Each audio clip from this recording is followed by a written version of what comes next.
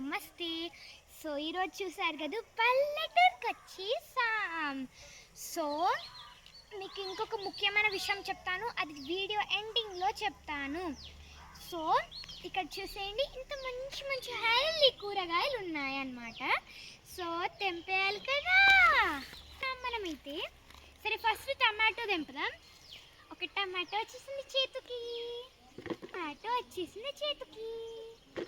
And next ఇంకొక tomato వచ్చేసింది మన చేతిలోకి.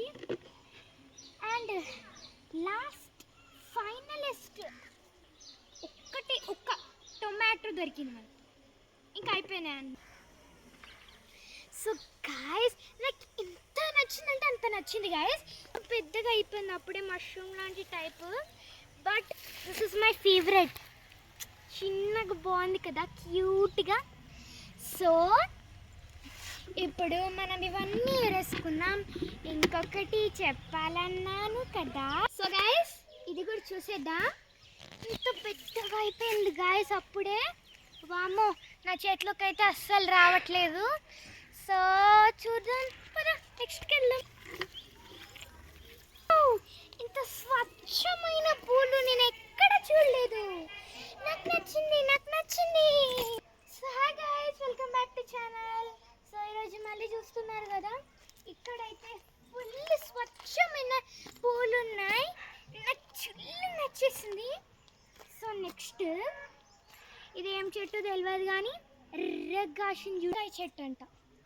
ఇప్పుడే నా బుర్రలోకి తట్టింది. సరే నెక్స్ట్ మన బకెట్ మర్చిపోయాం చూడండి, మన మతిమరపు ఎంత ఉందో మనకి. సో నా బకెట్ తీసేసుకో.